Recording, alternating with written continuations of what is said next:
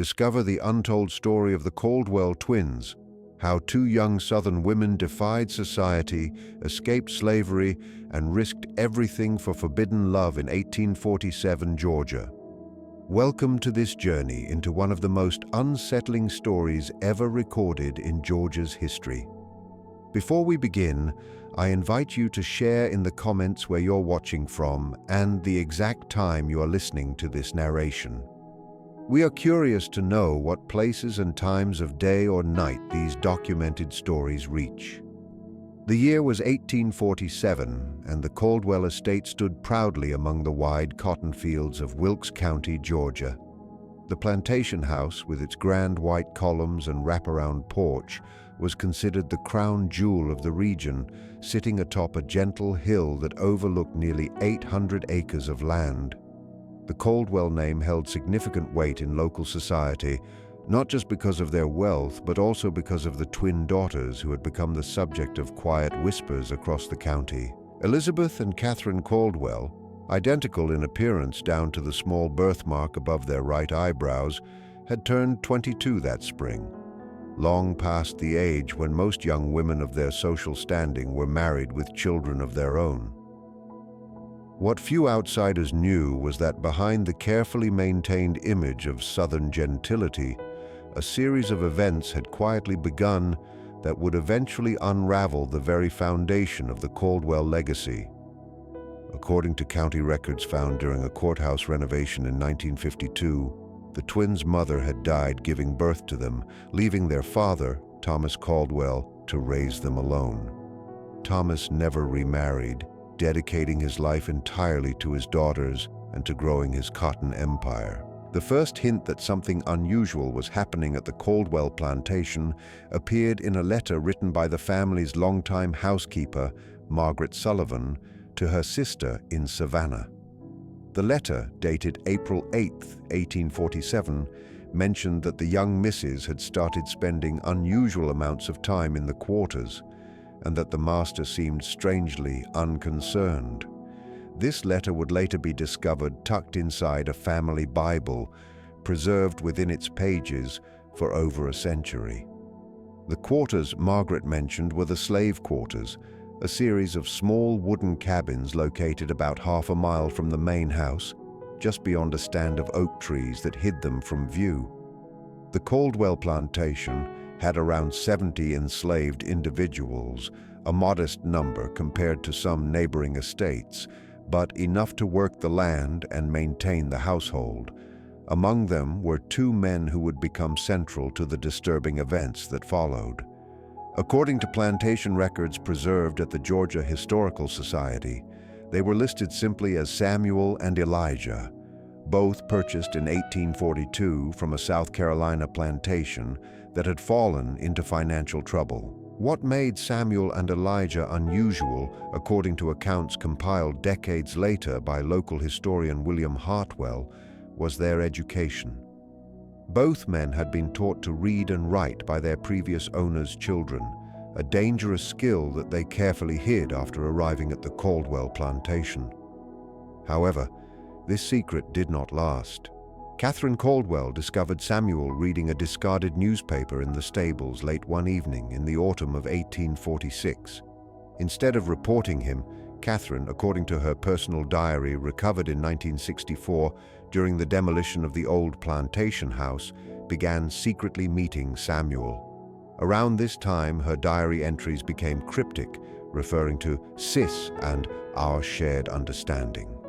Estate records also show that Samuel was moved from fieldwork to the stables, placing him closer to the main house. Historical records are unclear about Elizabeth, but local oral tradition suggests she similarly formed a connection with Elijah, who worked mainly in the plantation's extensive gardens. The symmetry of these relationships, twin sisters forming forbidden bonds with two enslaved men, created an eerie pattern. One local newspaper later described it as a strange mirroring of forbidden affection.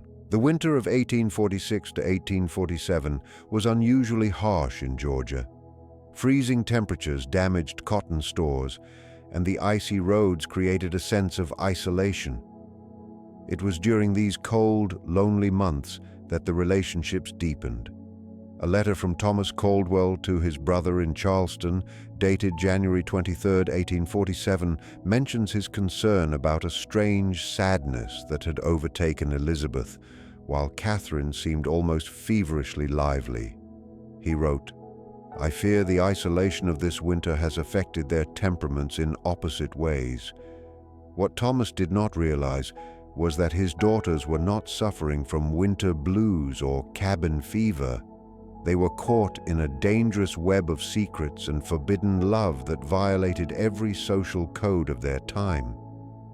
The risks of discovery were extreme, not just for the enslaved men who could face torture or death, but for the Caldwell family name itself, which would be permanently tarnished. The first solid evidence of the true nature of these relationships was found in a series of coded messages pressed between the pages of a poetry book belonging to Elizabeth.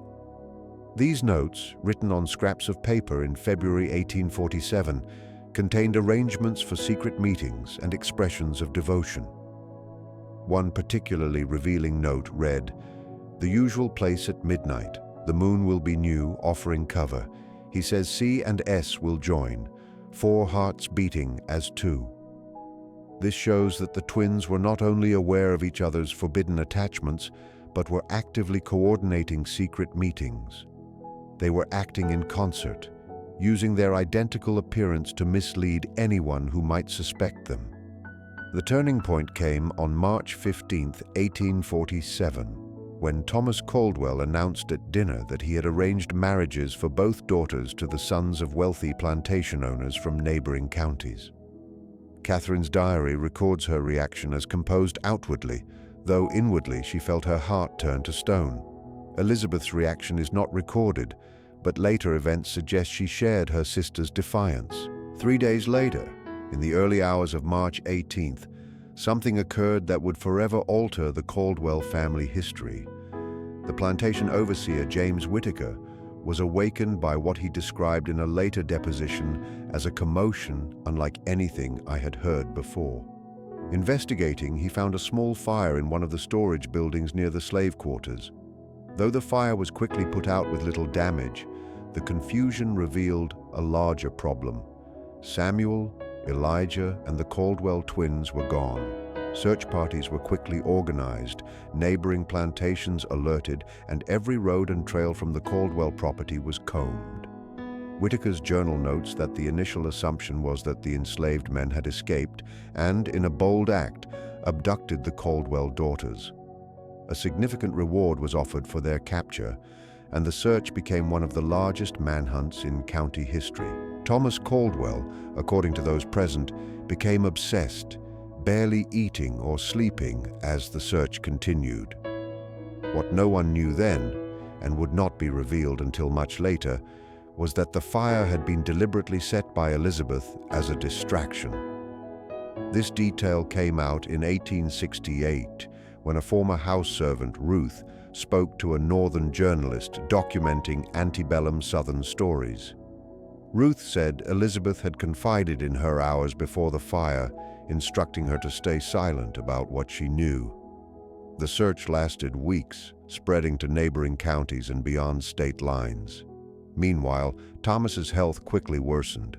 Plantation records show that by April, he was bedridden, attended only by his longtime house servant and a physician from Augusta, called twice during this period. On May 2, 1847, a letter arrived at the plantation. Its contents were never fully revealed publicly, but its effect was immediate. Upon reading it, Thomas Caldwell suffered, as his physician described, a paroxysm of rage followed by a collapse from which he did not recover. He died 3 days later, the cause listed simply as apoplexy, a common term then for what we now call a stroke. After Thomas's death, control of the plantation passed to his brother, Edward Caldwell, who came from Charleston to manage the estate. During Edward's review of the plantation records, he discovered a small wooden box in Thomas's private study. Inside were crude marriage certificates claiming Elizabeth was married to Elijah and Catherine to Samuel on the night of March 17, 1847.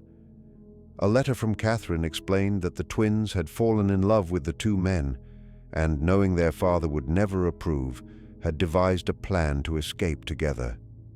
The letter described months of preparation, saving small items, and planning a journey north to states where they might live, if not openly, then at least without immediate danger of capture or separation. The most shocking part for Edward was the realization that his nieces had not been abducted. They had gone willingly, abandoning their privileged lives, family name, and social world for what Catherine called the only true happiness we have ever known. The letter concluded with a plea for their father's understanding and forgiveness, though acknowledging it was unlikely. Edward consulted legal advisors and chose to bury the evidence, sealing the certificates and letter in the box. Publicly, he maintained the story of the twins' abduction and presumed death. The search now focused on finding bodies, not living people, and this narrative persisted for nearly 20 years. In 1865, after the Civil War and emancipation, a woman appeared at the remnants of the Caldwell plantation. Reduced to less than half its original size and struggling economically, she introduced herself as Margaret Johnson. Her resemblance to the missing twins was striking. She requested a private meeting with Edward Caldwell. Staff recall the meeting lasting several hours, with voices occasionally raised behind closed doors. When she left, Edward appeared shaken. He never spoke of the meeting but quickly began selling the plantation. Within 6 months, the property was sold, and Edward returned to Charleston, living in seclusion until his death in 1871. The true nature of the meeting emerged in 1958, when letters donated to the Georgia Historical Society by Edward's granddaughter included his account. Margaret Johnson was indeed Catherine Caldwell, now married to Samuel, who took the name Samuel Johnson. She revealed that she, Elizabeth, Elijah, and Samuel had reached Philadelphia, living among free black communities and abolitionists who helped them create new identities. Elizabeth and Elijah, now Davis, moved further north to Boston. Elijah worked as a carpenter, while Samuel started a small livery stable. Catherine worked as a seamstress. Both couples had children, none of whom knew of their true heritage. Catherine had returned south only to recover personal items left behind and to correct history, to make it known that she and her sister were not victims, but women who had made a dangerous choice for love. Edward, however, refused her request, citing the shame it would bring to the family name, and offered her money for her silence. Whether Catherine accepted is unclear, but records show she bought a ticket to Philadelphia and never returned to Georgia. The official story of the twins' abduction persisted. In 1883, a courthouse fire destroyed many antebellum records, further obscuring the story. By the 20th century, the tale had become a local legend, with supernatural elements added to the human story of forbidden love and desperate choices. It wasn't until 1964, during the demolition of the original Caldwell plantation house, that Catherine's diary was discovered in a small compartment in her bedroom wall. Covering January 1846 to March 1847, the diary offered the first-hand account. Catherine wrote of her shock at discovering Samuel could read, then her curiosity, intellectual connection, and eventual love. She described deep conversations on philosophy, religion, and freedom, which transformed her understanding of the world and her place in it. Most striking were her reflections on the humanity of a man society taught her to see as property. On November 12, 1846, she wrote, "I have been blind, not only to the suffering around me, but to the very nature of what it means to be human. S has opened my eyes, and now I cannot close them again, though the light sometimes pains me." The diary also confirmed the twins' awareness of each other's lives and their support in all matters. Catherine described long late-night conversations with Elizabeth, their shared worries and hopes, and the slowly forming plan to escape. The final entry, dated March 16, 1847, read simply, "Tomorrow we leave everything familiar for a future unknown. We may find freedom or death, yet either is better than living a lie." The diary's discovery sparked renewed interest among historians studying the antebellum South. Research done through the 1960s uncovered more parts of the story, including shipping records showing that 4 people had booked passage from Savannah to Philadelphia in late March 1847 under the names Johnson and Davis. Census records from Philadelphia in 1850 confirmed that Samuel and Catherine Johnson, listed as mulatto, were living in a predominantly black neighborhood with 2 children. Likewise, Boston records noted an Elijah and Elizabeth Davis with 1 child, also identified as mulatto. Perhaps the most remarkable find came in 1968, when a descendant of Elizabeth and Elijah Davis reached out to researchers after hearing of the renewed interest. This descendant, a professor at a New England university, had a collection of letters exchanged between the twins during the 1850s and 1860s. The letters revealed 2 women who, despite the huge sacrifices they had made, found fulfillment in the lives they chose. They wrote about their children, their work, continuing education, and participation in abolitionist efforts. They also shared ongoing worries about being discovered, especially after the Fugitive Slave Act of 1850, which made life even more dangerous for everyone involved. The most revealing letter, dated July 4, 1865, shortly after the Civil War ended, captured Catherine's reflections on their journey. Today marks not only the independence of this nation, but also, at last, our own true freedom. For 18 years we lived in shadows, always watching our backs. Now, though many challenges remain, we can finally step into the light. Yet I find myself thinking of Father, wondering if, in some way, he might understand the choice we made. I like to believe that, freed from the constraints of the world that shaped him, he might. By 1969, enough evidence had been gathered to significantly revise the historical understanding of what became known as the Caldwell twins incident. What had long been considered an abduction and possible murder was revealed to be far more complex. A deliberate rejection of social expectations by 2 young women who chose love and moral principle over family privilege and personal safety. The Caldwell twins' descendants, now spread across the northern United States, have mostly kept their privacy, with only a few agreeing to limited interviews with historians. These interviews, conducted primarily in the 1970s, revealed families who had grown up with carefully edited versions of their ancestry, often told that their great-grandmothers were northern women who had married men of mixed race.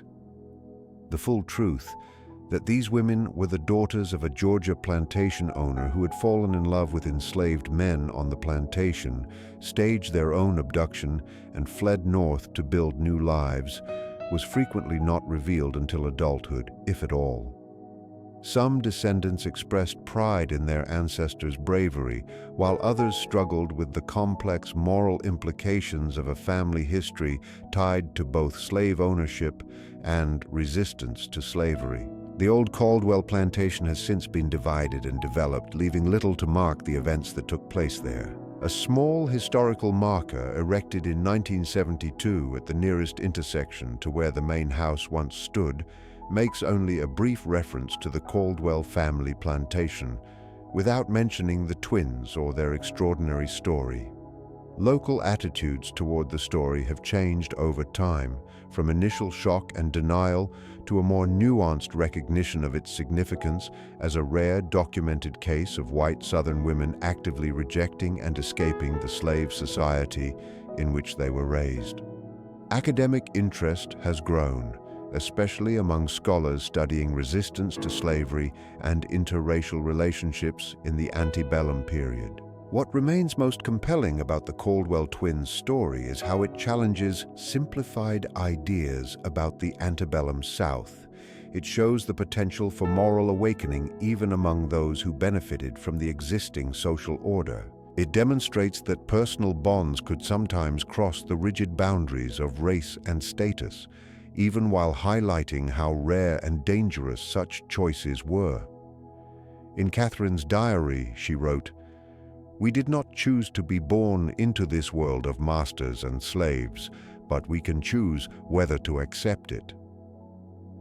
By making that choice, the Caldwell twins left a legacy that continues to resonate, a proof that even in the darkest corners of history, people can find the courage to follow their conscience, no matter the cost.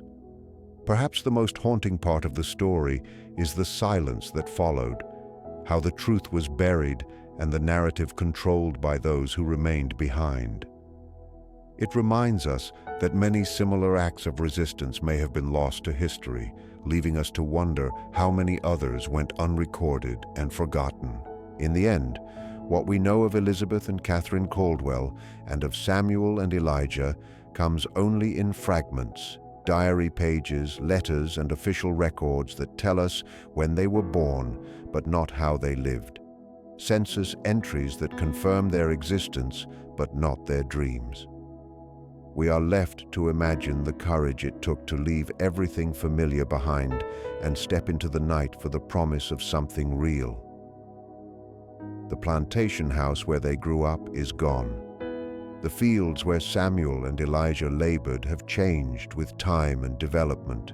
All that remains is the story itself, preserved not in monuments but in archives and family memory. A whisper from the past that still asks uncomfortable questions today. The wooden box containing the crude marriage certificates, the physical proof of their forbidden pact on a March night in 1847, remains missing. Some historians believe Edward Caldwell destroyed it before his death, unable to accept its meaning. Others think it may still exist, hidden in some forgotten collection, waiting to be rediscovered, just like the truth it holds. The search for that truth continues, not only for historians, but for anyone seeking to understand the complexities of our shared past. In that search, the Caldwell twins' story reminds us that history is not just laws, wars, or famous men's deeds. It is also individual hearts, minds, and small acts of courage that can sometimes change everything. In 1966, a remarkable document appeared during an estate sale in Philadelphia. A small leather-bound journal, water-damaged but mostly readable, was found inside a false-bottom drawer of an antique writing desk. The journal belonged to Samuel Johnson, formerly of the Caldwell plantation, and contained entries from 1848 to 1859. This discovery offered the first written account from one of the enslaved men involved in the escape. Samuel's journal revealed details previously unknown about the planning and execution of the escape. He described the careful preparation, gathering supplies over months, studying maps, and learning the paths of the Underground Railroad. Most strikingly, he described the journey north, a harrowing 6-week ordeal traveling at night, hiding during the day, and relying on a network of sympathetic people who risked their safety to help them. One entry, dated April 2, 1847, recounted a tense moment. "Today we nearly faced disaster. A patrol stopped the wagon carrying us, hidden beneath sacks of grain. Elizabeth, despite her fear, spoke to the patrolman with such conviction, claiming we were visiting relatives in the next county. Her voice never shook, though I could feel Catherine trembling beside me. When the patrol finally left, we dared not breathe for hours." Samuel's journal also revealed the complex emotions he felt during and after the escape. He wrote of guilt for leaving behind family still enslaved on the Caldwell plantation, of the confusion of newfound freedom, and of the constant vigilance needed to stay safe in Philadelphia. Especially touching were his reflections on Catherine. In an 1852 entry, he wrote, "Catherine sometimes speaks of what she gave up to be with me. I remind her I know exactly what she sacrificed, perhaps better than she knows herself. There are days when I see her watching women in fine dresses from our window, and I wonder if she regrets her choice. Then she turns to me, and I see in her eyes the same resolve that led her to choose this life, this freedom, this love, as imperfect as it may be. The journal also revealed that the twins' connection to their former home wasn't completely cut. Samuel described Catherine's correspondence with Margaret Sullivan, the former housekeeper who had noted the twins' unusual behavior in a letter to her sister. Margaret, who had moved to Richmond after Thomas Caldwell's death, acted as a discreet source of information about events in Georgia and the aftermath of the twins' disappearance. Through these letters, Catherine learned of her father's death and her uncle's assumption of control over the plantation. This knowledge prompted her fateful return visit to Georgia in 1865, a journey Samuel described as reckless but necessary for her peace of mind. His entry after her return suggested that meeting Edward Caldwell did not give her the closure she hoped for. She returned more troubled than when she left, carrying the weight of her father's final days. Knowing he died believing she had been taken against her will haunted her deeply. In 1967, another key discovery came when researchers found church records from a small African Methodist Episcopal congregation in Philadelphia. These records documented the baptism of the Johnson and Davis children, including their godparents. Remarkably, Elizabeth was godmother to Catherine's firstborn son, while Catherine was godmother to Elizabeth's daughter, showing the sisters kept their close bond despite the challenges of their new lives. The records also revealed that both families moved frequently within Philadelphia and Boston, likely due to growing concerns about the Fugitive Slave Act and the risk of capture. Moving roughly every 2 years, their lives were clearly marked by constant anxiety. By 1855, city directories and tax records show that Samuel Johnson had built a modest but successful livery business in a mainly immigrant neighborhood of Philadelphia. This business allowed the family to buy a small home, an extraordinary achievement given they had arrived only 8 years earlier. Elijah and Elizabeth had moved from Boston to a rural area in western Massachusetts by 1854. Records indicate Elijah worked as a carpenter and cabinet maker, while Elizabeth taught local children reading and arithmetic to supplement their income. Their relative isolation in this rural setting likely offered extra security, keeping them away from the scrutiny they might have faced in a larger city. One of the most intriguing findings came in 1968, when a researcher studying abolitionist records discovered that Catherine Johnson and Elizabeth Davis contributed to several anti-slavery publications. Using pseudonyms, the sisters wrote anonymous letters exposing the moral corruption of slavery from the viewpoint of those raised within it. These letters, published in the Liberator and other abolitionist newspapers between 1852 and 1858, never revealed their identities, but spoke powerfully about the psychological harm caused by slavery, not just to the enslaved, but to the enslavers as well. In one letter, believed to be from Elizabeth, slavery was described as a poison that corrupts the master's soul as surely as it destroys the body of the slave, a system that prevents true human connection across its imposed boundaries. The Civil War brought both new challenges and opportunities. Samuel's journal entries from 1861 to 1865 reflect hope and fear about the war's possible outcomes.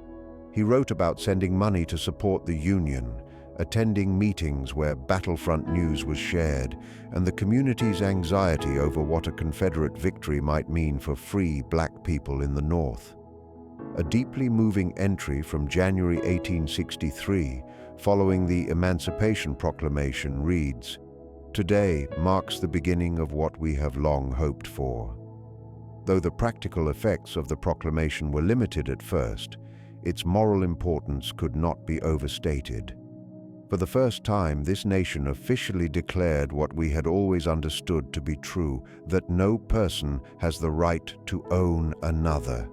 E&I celebrated quietly, unable to fully express in words what this day meant to those of us who had lived on both sides of this harsh divide. The post-war years brought some measure of security as the legal end of slavery removed the most immediate threat facing our families. Yet census records and other documents from that time suggest they continued to live cautiously, never fully revealing their histories, even as the immediate danger of being re-enslaved faded. In 1873, tragedy struck the Johnson family when Samuel died unexpectedly of pneumonia around the age of 50.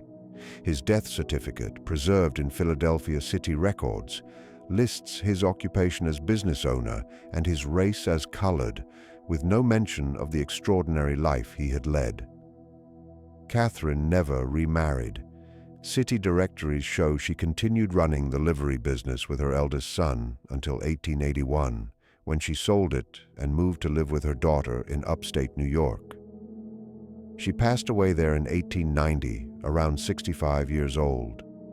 Elizabeth outlived her sister by almost 10 years, dying in 1900 on her Massachusetts farm, surrounded by children and grandchildren. Family letters preserved by descendants indicate that in her final years, she occasionally shared stories of her youth in Georgia, though she always carefully left out the more dangerous aspects of her escape and her new identity. One of the most remarkable discoveries from this research was a letter Elizabeth wrote to her granddaughter for the young woman's 18th birthday in 1895. Preserved by family members and eventually donated to the Massachusetts Historical Society, the letter offered life advice shaped by Elizabeth's extraordinary experiences, though she still withheld much of the full story. "My dearest girl," she wrote, "as you stand at the edge of womanhood, I wish to share with you the most important lesson my long life has taught me. Courage is not the absence of fear, but the decision to act in spite of it. There will be times in your life when you must choose between what is expected and what is right, between the safe path and the true one. In those moments, remember that the hardest choice often leads to the greatest freedom. I have known both captivity and liberty in my life, though not always in the ways you might imagine, and I can tell you with certainty that no comfort or luxury is worth the price of a compromised soul." The historical record remains frustratingly incomplete regarding many parts of the Caldwell twins' story. No photographs of the sisters have ever been found, though a daguerreotype believed to show Samuel and Catherine's eldest son, taken in Philadelphia around 1870, is in the collection of the Georgia Historical Society. The young man closely resembles descriptions of Thomas Caldwell from contemporary accounts, a genetic echo of the family's complicated history. In 1969, an archaeological dig at the site of the former Caldwell plantation uncovered the foundations of the slave quarters and several artifacts, including a small carved wooden bird that, according to Catherine's diary, was a gift from Samuel. This tangible object now sits in a museum collection, a silent witness to a love that defied the social boundaries of its time. The story of the Caldwell twins has inspired numerous academic papers, several historical novels, and at least one stage play. Yet it remains largely unknown outside scholarly circles. Perhaps this is because it challenges comfortable narratives about the antebellum South, questioning both Southern myths of benevolent plantations and Northern assumptions about clear moral lines between regions. What makes the Caldwell story unique is not simply that it involves interracial relationships in the antebellum South. Such relationships were more common than officially acknowledged, though they often involved white men and enslaved women, typically in exploitative contexts rather than mutual love. Its significance lies in the documentation of white Southern women who not only formed romantic attachments to enslaved men, but acted decisively on those feelings by rejecting their privileged positions and fleeing with their chosen partners. In 1968, during an interview for an oral history project, a great-granddaughter of Elizabeth and Elijah Davis reflected on their family legacy. She said, "When I think about what they risked, not just comfort or status, but their very lives, for love and for what they believed was right. It humbles me. They had the courage to face the world they were born into and say, "No, this is wrong, and I will not be part of it," even when that choice cost them almost everything. That kind of moral courage is rare in any time. The Caldwell twins' story exists in the space between documented history and legend. The main facts, that Elizabeth and Catherine Caldwell disappeared from their father's plantation in March 1847 with 2 enslaved men, that they resurfaced in the North under new identities, and that Catherine briefly returned to Georgia after the Civil War, are supported by substantial documents. Yet many details remain elusive, surviving only in fragments of diaries, letters with missing pages, or fading memories passed through generations. Like many stories of resistance to slavery, especially those involving women, the full truth has been hidden by time, deliberate concealment, and a historical record that often ignored those who defied social norms. In 2002, a significant discovery added another layer to the tale.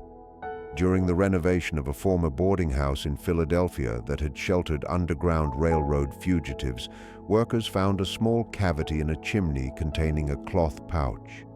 Inside was a gold locket with miniature portraits thought to be of the Caldwell twins as young women, along with a folded paper reading, "Elizabeth and Catherine, Georgia, 1844.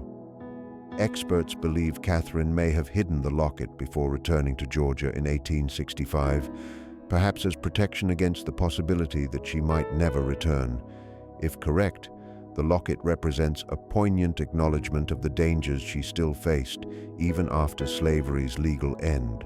The portraits show 2 young women with heart-shaped faces and serious expressions, dressed in the fashion of privileged Southern belles of the 1840s. Nothing in these images hints at the extraordinary choices these women would make 3 years later, choices that would lead them to abandon the world the portraits represent and embrace lives they could scarcely have imagined at the time. Today, the descendants of the Caldwell twins, Samuel and Elijah, live across the United States, many unaware of their connection to this remarkable story. Those who know their family history often speak of the moral courage their ancestors displayed, as well as the complex reality that the twins were both beneficiaries of and rebels against a system of profound injustice. The former Caldwell plantation land has been transformed by time and development, with suburban homes now standing where cotton once grew. A small historical marker, weathered by decades of sun and rain, offers no hint of the human drama that unfolded there.